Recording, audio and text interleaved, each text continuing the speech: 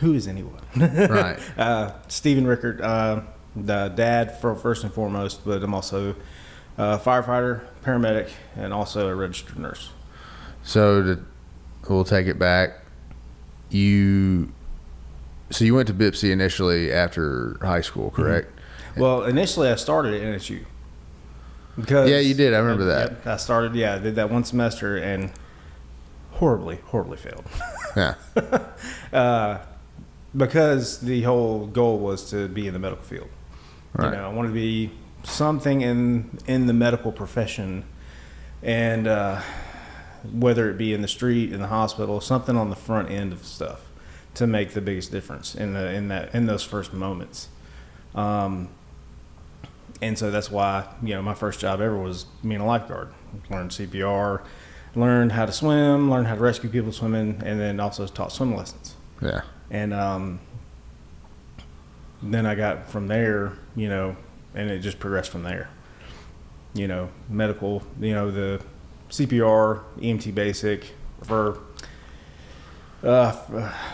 first responder, I think. No, what is the first responder is your first EMR, right? EMR, emergency medical responder. That's what it is. God, brain dead today. Yeah. EMR, EMT. They did not have the advanced EMT back then. It was the intermediate, and then you paramedic and yada yada yada. But I wanted to be in the medical profession, in the front lines, and so that's where I started that. Yeah. So there was a time frame in which, you go out and did you volunteer as a firefighter at first? I originally didn't even think I wanted to be a fireman, even though our family is riddled with firemen, uncles, grandfathers, all that stuff. It really wasn't on my radar to begin with. And my first semester at NSU, I failed horribly because nursing was more appealing at the time. Paramedic was still on the radar, but it was, mom was a nurse, aunt was a nurse. Yeah. Uncle's a fireman, paramedic, so it was an interesting avenue to try to get to that point. Right. So at what point did you realize that you did want to be a firefighter? What was the catalyst for that? It kind of was just not really doing anything. I'd failed out on my first semester of college because I didn't know how to study. I didn't really learn how to study for me. And, as dudes, we don't develop very well until later in life. And so I wasn't doing anything that one summer, and then there was a rookie class that came up for Firefighter 1, Firefighter 2 certifications. Yeah. So I went, and it's like, it's in the family. Why not give it a shot? Go through class, and then it was very interesting learning everything because I learned a lot of stuff that I didn't really think, I thought it was just put the wet stuff on the red stuff. It's not that simple. It just, there's so many levels to it that, the app, how you apply it, what stream do you use, what GPM, what PSI from the pump to the nozzle, friction loss, all these other things that come into play. And then that summer we had a burn, and it was a house that was donated to us for training, and we were able to light it, light cans and fire, smoke it up real good, and then actually literally burn it. Right. And we got to fight it a couple evolutions. And once I was in that environment, I didn't want to do anything else. I knew the street and firefighting was where it was at. So that's where I diverted from nursing and went straight on paramedic. What specifically about fighting fire is the most enjoyable for you? It's the interesting thing. The thing that I like most about it is you're called to do something that everybody, fire is something that can destroy and provide life safety. Cook your food, keep you warm during the cold, but it also can destroy anything that that's flammable and combustible and can achieve that chemical reaction. It'll burn it to ash. Right. And so it is a living, breathing thing when you're looking at it that way. If you're looking at it going up this wall over here, it starts over here where that electrical outlet is. It starts firing and burns up, and it moves and wants to be alive and grow just like us. Yeah. And so seeing that and how organic it actually can be and how it behaves is something that's super interesting to me, because no one is ever the same as the other. Just like every call, every EMS call you make, or every fire you make, everything's different. And the thought process behind being able to be adaptable and flow, the end goal is always the end goal, but everybody has their own way to get to that end goal. And that's where your training comes in, and, experience. You try things that doesn't work, you get burned, you melt some gear. Right. You're like, I'm not going to do that again. So it's always a learning process of, just how you go about doing that job every time you're called for that service. Right. And that's the critical thinking is what's really interesting to me. And that's why I went from a EMT, got really good at that, because in my philosophy, in my brain, you got to be good at the most basic thing first, and then you can progress. Right. If you've mastered the basics, then you can go to the advanced. But then when you get to the advanced, knowing that even though you have this other toolbox on your belt, that if the basic stuff's working, rock the basic stuff. Yeah. Because everything out in the field is dirty.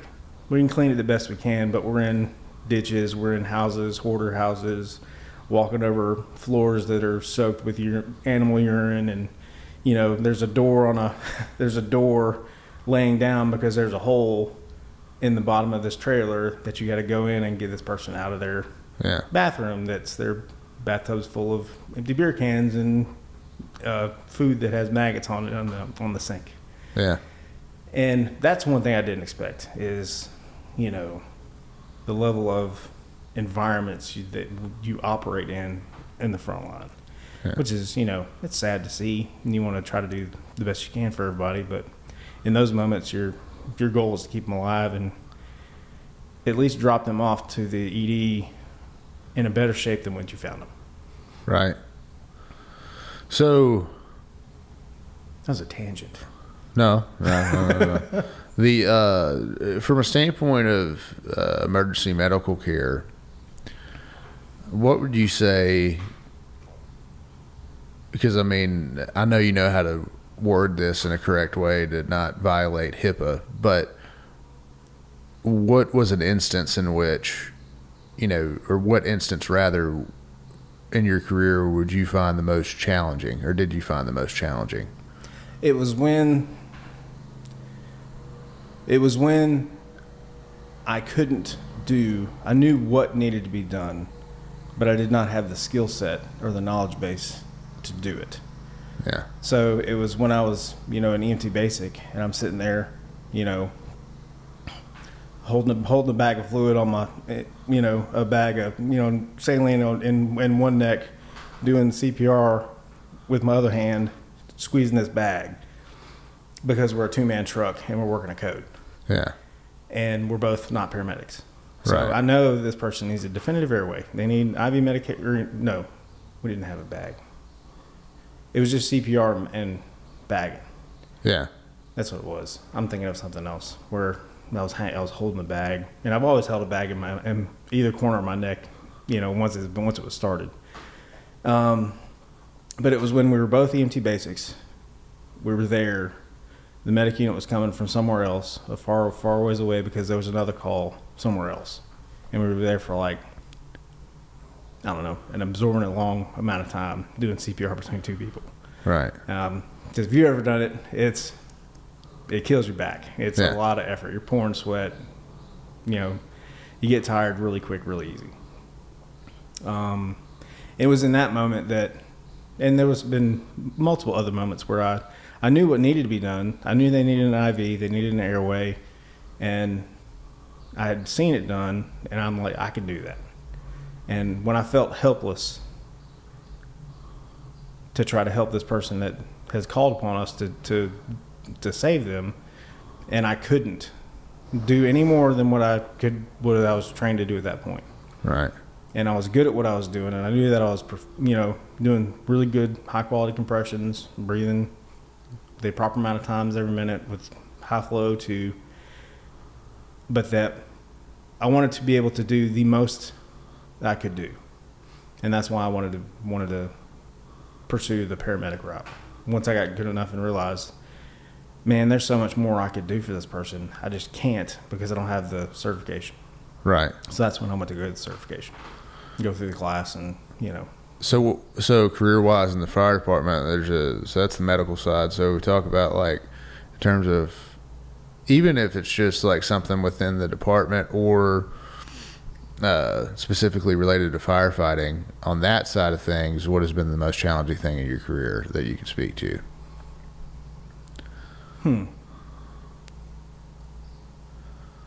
Still being proficient at it as time progresses. And then, you get good at being a back end guy, a hosman. Then you get good at driving and pumping. And then, you progress to an officer's position. One of the biggest things and it's controversial, and I've thought about it, and you can't really employ it because you go from the hosman in the traditional sense. Where I work, everybody's everything. Right. Except for the officer. Every guy is a driver, operator, firefighter, operator, driver.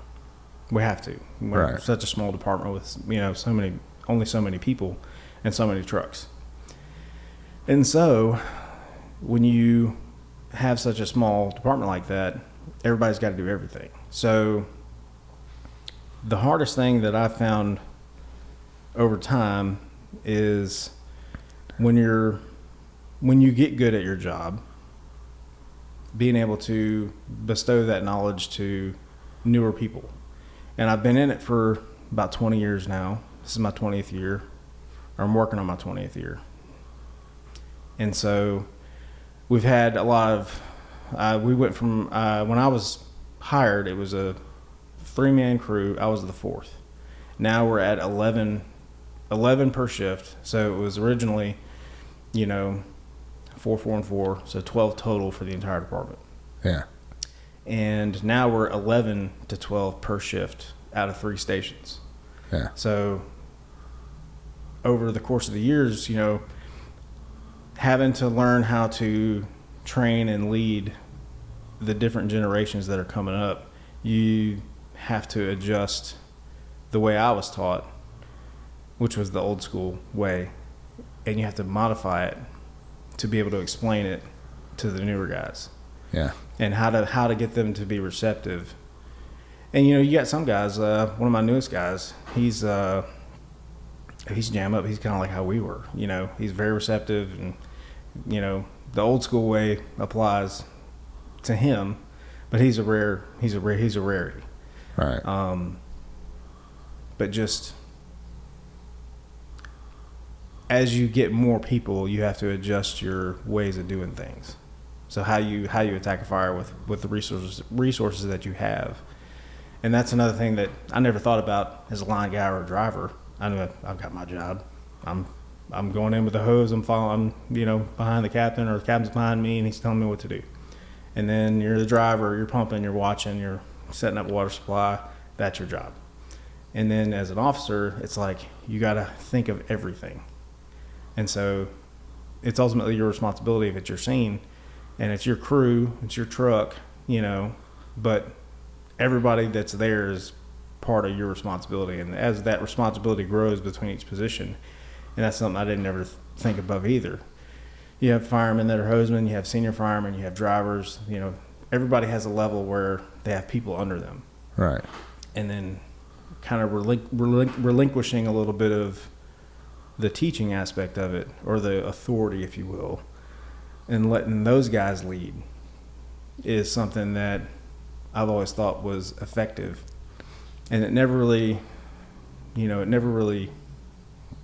was done the way that I think it should have been done. So that's why I lead the way I lead. I'll hop in the driver's seat. I'll have my senior guy, my driver, ride captain. He'll work the computer, he'll talk on the radio, and I let him get that experience, because even just changing seat positions is a mind-opening experience, because they've never done it. Right. And those guys will be leaders one day, so they need the experience. I'll hop in the back and let the back end guy drive and let the senior guy ride captain. That really trips people out. Yeah. But it's really effective to be like, oh, captain just got to sit over there. He plays on the computer and talks on the radio. Well, no, you go sit over there for a minute. Yeah, it's definitely different. You have no control over that truck. It's the driver's responsibility, and if it's not a good driver, they scare the crap out of you. Yeah. But you got to be holding on real tight, white knuckling your handle, and still looking cool. Yeah. Yeah. Everybody's got to stay calm, cool, collected. What So I mean, you'd say probably 80 to 85% of the calls that y'all get are EMS, correct? Oh man, it's mainly 90% now. Yeah. About 5 to 10% of the time you're fighting fire. Right. Just because of the way construction is and like the aging populace, man. Everybody's good having medical conditions. Yeah. The biggest thing is, EMS is so prevalent now because of people live longer. And I had to explain this. It was kind of an easier way to explain it to this guy because he seemed mechanically inclined. Right. So it was a blood pressure issue. So I had to tell him like, well, do you see a doctor? No. You see anybody? No. Well, man, you got to at least get a primary care. Your blood pressure is sky high, it's stroke level. Yeah. It's like, well, I came to the ER and they gave me blood pressure medicine. It's like, well, this is not a primary care doc. We can only treat what we can treat. It's right. People use the ER as their primary care doctor nowadays, which is not how it's supposed to work. Right. That's why the ERs are so slap full every time anybody wants to go there. So they see a waiting room full of 30 people, and they're like, well, I'm not going here. I'm going to go somewhere else. Yeah. When they need to be there, and that's happened recently too. But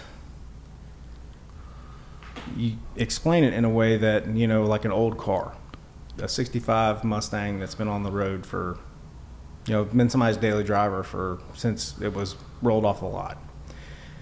Fuel lines are going to get brittle. They're right. going to get, brake lines are going to fray and wear and whatnot.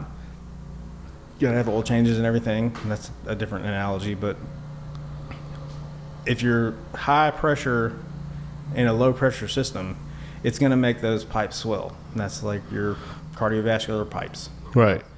You expand the pipes, they don't get as pliable. And so when they become rigid, the pressure goes up and they can't compensate for low or high blood pressures anymore. And so that's why mitigating that is so important. And having a doctor and having a yearly exam and following up and changing medication. Well, medicine didn't work for me. Well, you hadn't taken it long enough. It has to build up in your system. And a lot of people don't understand. And I take it for granted because I've been in the medical field and been around medical professionals my entire life. So I take it for granted that, well, this is all basic knowledge. But it's not everybody understands that it's not as common knowledge as some people would think. And so, being medically illiterate is harder to do for Joe Blow citizen, if you will, than somebody who's been doing it for 20 years. Yeah. So I do take it for granted, but being able to explain things, get a high level concept, and have somebody understand it at this level is something that I've been really good at, apparently. Yeah. So you're told? Yeah, so I'm told. I mean, the general consensus that I've found with guys that you work with, seems like everybody likes working with you. Because I usually don't tell them that you're my cousin, so I can see what they'll really say about you. You know what I mean? Oh yeah. It seems as if though everybody who has worked with you enjoys working with you. So you talk a lot about training, and you didn't use the word delegation, but that is what it is. You're delegating tasks to individuals that are under you. Mm-hmm. So, and you've also talked about the importance of that. So to delve a little bit deeper into the importance of that, why exactly, or rather how, this would be a better question, how do you think individuals that are getting into leadership roles, what do you think is the most effective way for them to pass the torch where that's concerned, to continue that type of training that's applicable to when you're on the job, as opposed to what you're learning in the academy. Because what I do understand is that there's a lot of things that you are going to learn in the academy that may be textbook that might not 100% apply to any given situation, because as you explained earlier, every run is different. Mm-hmm. Every fire, every EMS call is going to be different. There's always factors and variables that contribute to each unique situation. So the style of training that you provide is one of delegation, as you've explained. So what do you think is going to be the best way to continue that type of culture, especially on your department? Working with a bunch of different leaders who lead differently. So the way I always envisioned it coming up, or the way I looked at it, was I worked with a lot of captains. I took the good and bad from each one, and I tell my firemen now, and especially my senior guys, is like, your entire career up until you make officer is learning what kind of captain you don't want to be. Yeah. So you take the good and the bad, and then you have to, and having more people to learn from is a good thing, because it takes a village to raise a kid. Yeah. And that's what baby firemen are. I'm a baby nurse. I'm still learning from all my people, all of my different leaders, my charge nurses, the nurses who have been there longer. And it's the biggest thing is learning what kind of captain you don't want to be, and then staying in training, and let your guys that you've trained up at that point, let them teach, let them lead. And taking a step back is the hardest thing to do once you gain power and authority and whatnot, is relinquishing a little bit of that to somebody else so that they can get the experience. Right. And a lot of people, people are selfish, and when they get power, they don't like giving it up. And so that's one of the biggest things, is having the wherewithal to allow someone that is not beneath you in status, but like just in rank. Right. Let them carry the torch. Let them teach the new guys, and then you can ask them, "Hey, teach me how to do this. I've been out of that driver's seat for a minute. Teach me how to pump this truck in. Yeah. Let's do a review." And then you have your fireman teach you, and be like, you might learn something. I learned something, especially at the hospital. I learn something new every day. Every once in a while, I learn something new with the fire department.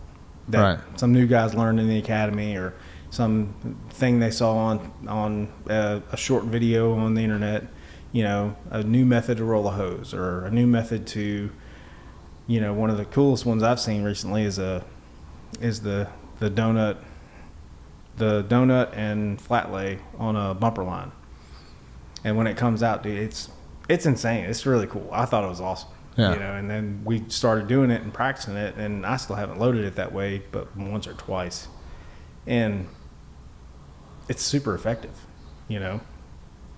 But yeah, that's the best way, I think, to carry on that leadership and that training, is to allow your newer guys to show what they've learned. It's like, show me or teach me. What's the thing again? It's like show, do, teach, learn. I forget the analogy. I mean, it's kind of lending to the whole process of hearing, seeing, and then applying. Yeah. Yeah. Show one, do one, teach one, or something like that. Yeah. Yeah. I get what you're talking about. Yeah. I can't. I know exactly what I'm trying to say, but I hope it's coming across. Yeah. But trying to think outside of that. So I mean, the ultimate goal is to become, get into the medical field. But I mean, I don't want to completely get off of the fire service right now, because one thing that I find interesting is the fact that you are, going to rank up to district chief sometime in the near future, if we're talking about, how near's near? Next several years maybe. Yeah. But riding out a class, which, to explain to people what that means, is, you're in a certain rank, and then you're but you're feeling it kind of like what Steve was talking about. You're feeling in a position that you're not technically that rank yet, but you are working a shift as in that particular role. Your captain goes off, and your senior guy works up in his stead. And same thing with I'm the senior captain on my shift. Right. And so when our district chief takes off, I have to bump up into his spot. Right. So, and that's another, going back to the delegation thing, knowing everybody's job. Like your back end guy needs to know the driver's job, what's he going to do. He needs to know what the captain's thinking, what he's going to do. Everybody needs to be on the same page. And so, as the captain, I have to know at least at minimum one level above me, if not two. And so same principle for the driver. He needs to know what I'm doing and what the district chief expects. And then the fireman needs to know what the driver and the captain expects. Keeping it at a base kind of level. And working up in that role, yes, you are now the out-of-class district chief. So you work in that spot, you have to do the job. Sometimes people don't like decisions that are made or how you do that job. But at the end of the day, you're still going back to being a captain or your senior. It's worse on the firemen. The senior firemen who have to work about a class if a captain's injured or has to go on medical leave for a while. He's working up in that role for an extended period of time.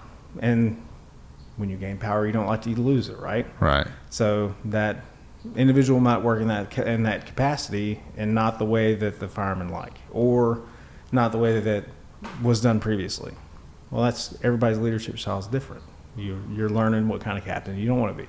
Right. And even when people work up out of class as a captain, you're still learning from that leadership that whoever's in that spot's displaying. And so,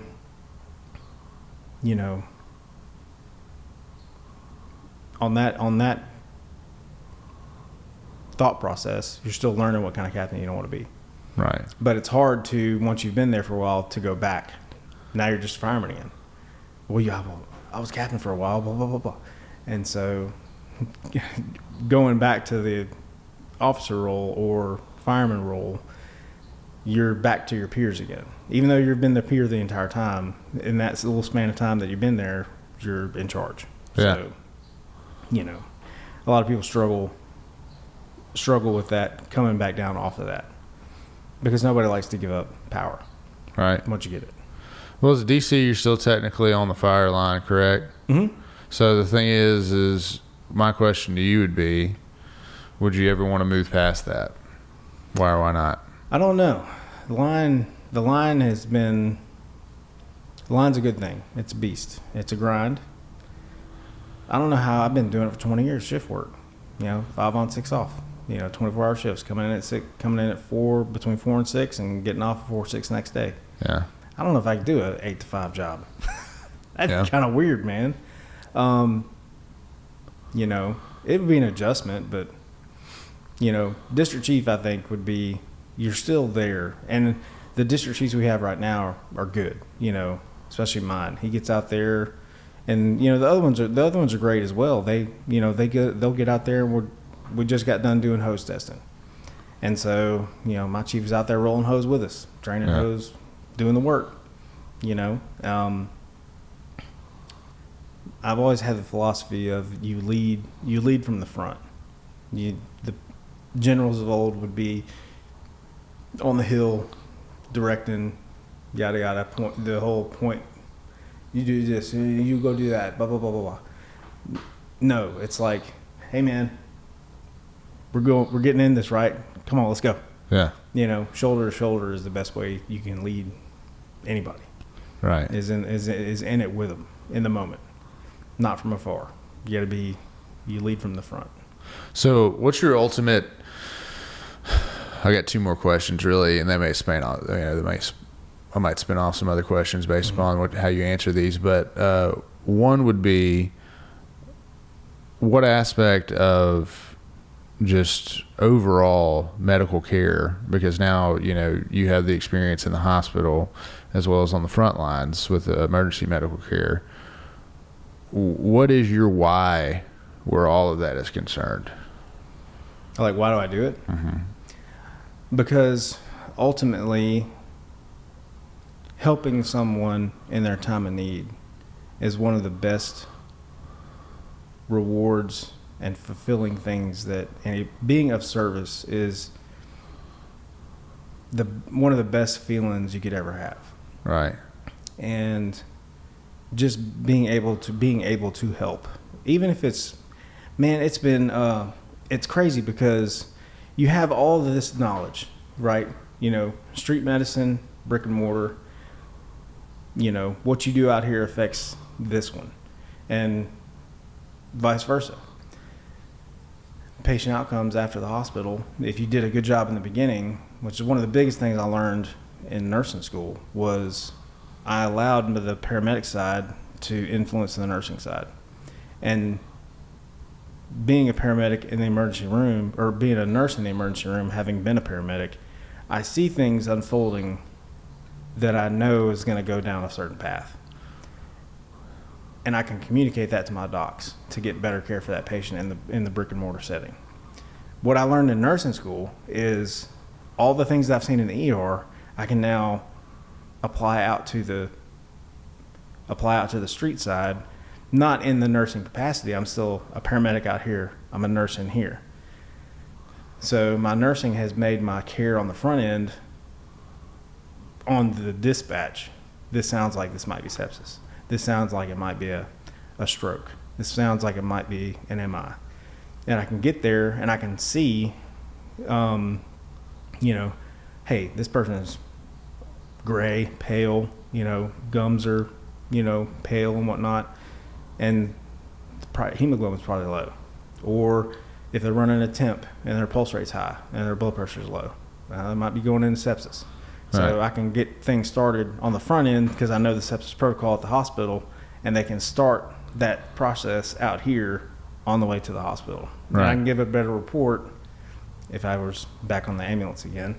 I could give a better report, and I usually tell my medics, hey, look, this is what I think. Let them know on your dispatch so they can get stuff started sooner. Right. And that's really the why behind it, is to provide and be of service. That's one of the best feelings that I get from doing the job. Because you're called either way, brick and mortar or street, you're there to help somebody in their time of need. And they don't know what to do. And something simple as this person's in pain, they don't know what's going on, they're scared. Dude, a warm blanket and a hand on the shoulder and a kind word. It helps. You can just see the relief. Like, you're good. I got you. This is gonna be okay. You're gonna be fine. We're gonna do everything we can to help you out. And just those little things like that, a warm blanket and a shoulder squeeze or just holding somebody's hand for a minute or two and talking to them.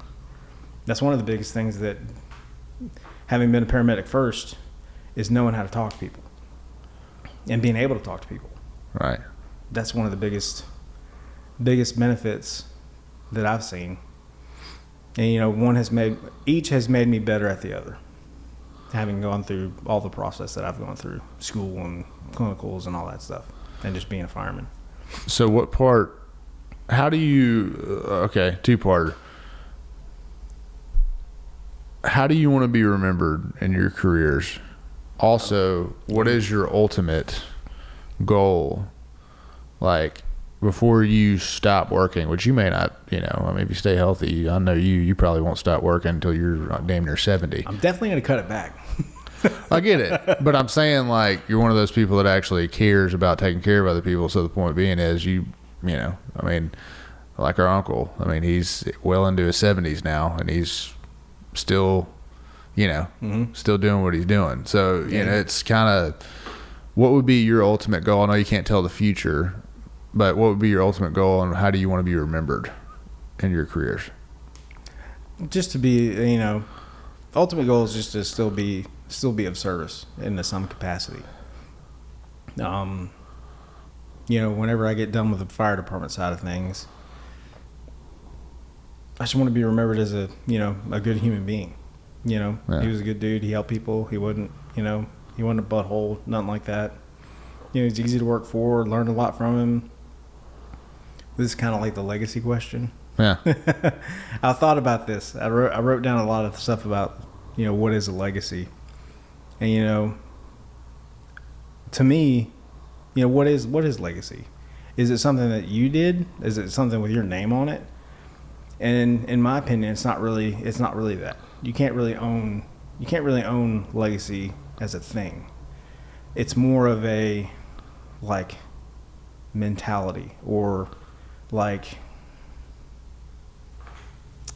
it's an action that somebody saw you do that will carry on. They may not remember who they saw do it, but they've seen a bunch of people do it. And if I can have had influenced somebody enough that they learned something from me that they can employ, you know, for their career, and they mentor somebody else like I mentored them, just that simple action of they learned something from me that they can apply, learn what kind of captain they don't want to be, or they liked the way I did things so they kept doing it. Right. If I can have influence 20, 30, 40 years down the road from an action that somebody saw me do during my career, that's legacy enough for me. Right. Because they're now providing the same kind of care that I was providing. Right. Does that make sense? It does. I had it written down a whole lot better. It's Well, like no, that does like a make sense though. thing. I wouldn't critique it. That's yeah, because it was candid. But man, that's all I got for you today, bro. No.